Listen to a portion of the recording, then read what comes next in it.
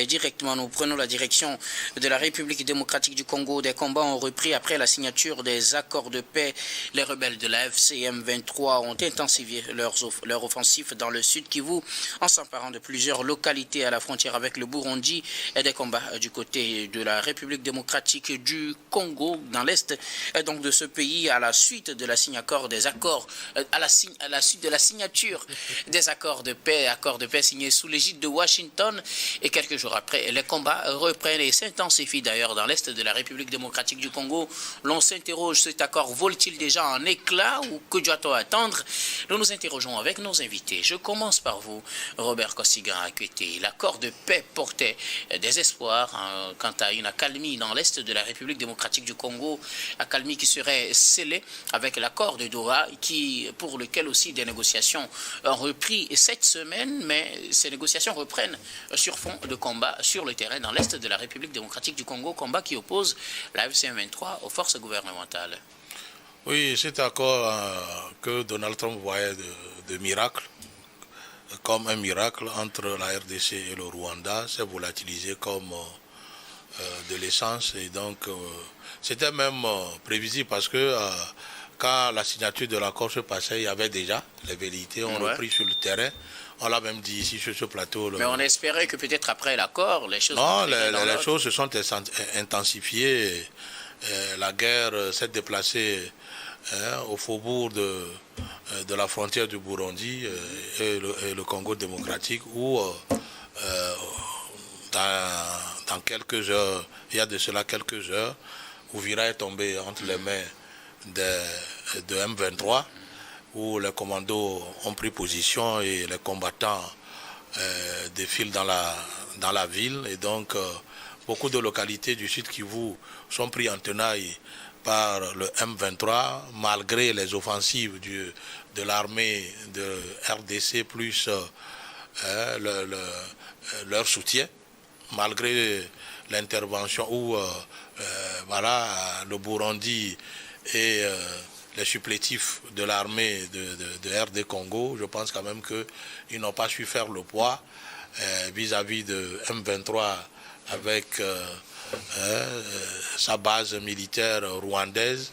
Et donc je dis, tout ça là, il faut prendre du temps pour régler ce problème. Je l'ai dit tantôt, je l'avais dit la semaine passée ici, qu'on ne peut pas faire de l'accord sans ajouter l'ex-président Kabila, sans faire un pourparler avec lui, parce qu'il a beaucoup d'entrées dans tout ce qui est militaire au Congo démocratique. Et donc faire un accord de paix sans Kabila, ça va toujours capoter. Et puis, il faut dire que Kabila a une emprise sur M23. Aujourd'hui, l'armée congolaise n'a pas été préparée, elle n'est pas équipée, elle n'est pas une armée républicaine, elle est composée de beaucoup d'officiers supérieurs et même de subalternes très corrompus qui, au lieu de combattre l'ennemi, lui vendent des armes, lui vendent des renseignements contre de l'argent. Et donc je pense quand même que toute velléité de guerre que va lancer Tshisekedi contre M23 ne pourra que se retourner contre lui, comme nous venons de le constater il y a quelques heures, puisque lancé le lundi, aujourd'hui Uvira est déjà tombé et d'autres villes sur la frontière burundaise sont atteintes, sont tombées dans les mains du M23, et on craint d'ailleurs que cette guerre-là ne devienne régionale. Voilà, c'est ça la difficulté. Merci beaucoup à vous, Robert Kosigan-Akwete. Louis Kamako, malgré l'accord de paix, le combat s'intensifie sur le terrain.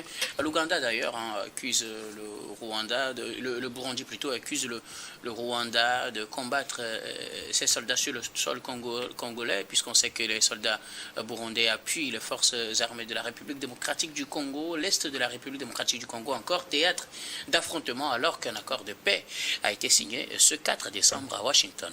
Non, d'abord ce qu'il faut noter, c'est désormais le Burundi et la RD Congo contre le Rwanda tout seul. Ça veut dire qu'on tend vers la régionalisation de la crise, ce qu'on a toujours craint sur ce plateau.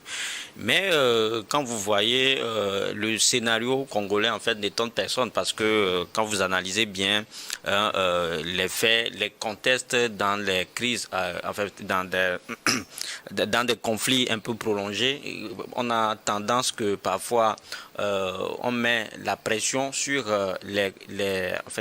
sur les deux camps, justement, pour aller à un accord de paix, juste pour obtenir ce qu'on peut appeler une trêve temporaire.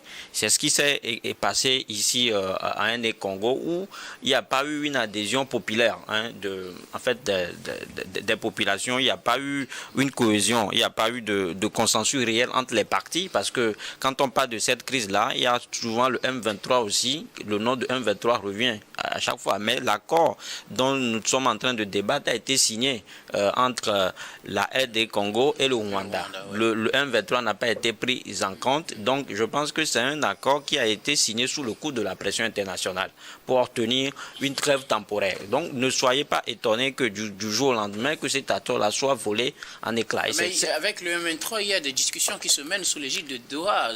Ça a repris encore cette semaine et on espère que ce sera le dernier round pour aboutir à un accord définitif. Mais les discussions se font, mais une fois qu'ils n'ont pas été associés à cet accord-là, je pense qu'ils vont refaire cette phrase légendaire-là, les accords n'engagent que les signataires.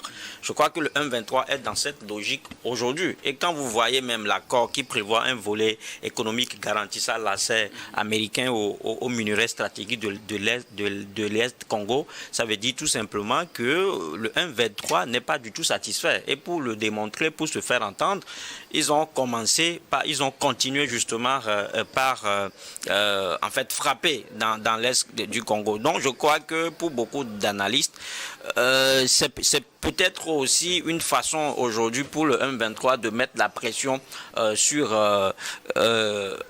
les États-Unis avant justement d'aller à la prochaine discussion à Doha, parce qu'il y a une discussion qui est également en vue à Doha. Donc aujourd'hui, je crois que le M23 ou bien le Rwanda est en train de faire comprendre à la communauté du monde qu'il n'a pas été du tout d'accord avec les thèmes de cette convention-là. N'est-ce pas mieux de le porter à la table de Doha? Oui, pour le porter, mais je l'ai dit, c'est peut-être une pression qu'on est en train justement de mettre sur les États-Unis. Donc je crois que le moment viendra, ils vont exprimer, ils vont donner libre cours à leurs sentiments, ils vont extérioriser justement ce qu'ils sont en train de ressentir. Merci beaucoup à vous, Louis Kamako. Credo Tété, l'accord de Washington semble pour le moment ne pas s'exprimer sur le terrain. Les combats ont repris avec une plus grande intensité après la signature de cet accord, ce 4. Cette semaine a été marquée par de nouveaux affrontements entre le M23 et les forces armées de la République démocratique du Congo. Oui, je crois que la première question qu'on pourra se poser, tout ça pour ça, parce qu'on sait l'implication des États-Unis dans les recherches de solutions à cette crise ou bien à ce conflit dans l'est de la RDC. Et pas plus tard, environ une semaine après la signature de cet accord de paix, c'est triste que les combats aient repris sur les terrains. Donc, aisément, on pourra s'interroger. Qu'est-ce qui n'a pas marché? Est-ce que tous les aspects n'ont pas été pris en compte dans l'élaboration de cet accord de paix? Ou bien est-ce que les partis ont été assez hypocrites? Si j'ai les partis, que ce soit côté Rwanda comme côté RD Congo, est-ce qu'il y a eu de l'hypocrisie quelque part sur la ligne pour aboutir rapidement à une reprise des combats? Ce n'est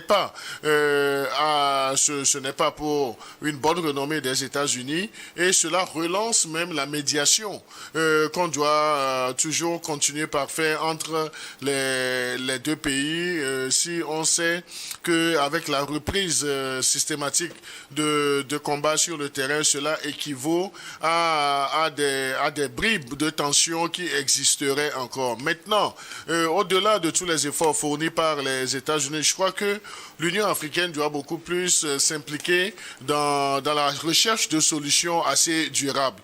Les États-Unis ont essayé un tant soit peu de poser leur veto de suprématie dans le monde entier en conviant les deux parties à la signature de cet accord de paix. C'est une bonne chose, mais c'est à nous maintenant, les Africains, de savoir domicilier nos soucis et faire dans la recherche également d'approches de solutions. Il va falloir que les deux parties en conflit puissent avoir cette volonté à l'extrême de voir résoudre ce conflit une fois pour de bon. Merci beaucoup.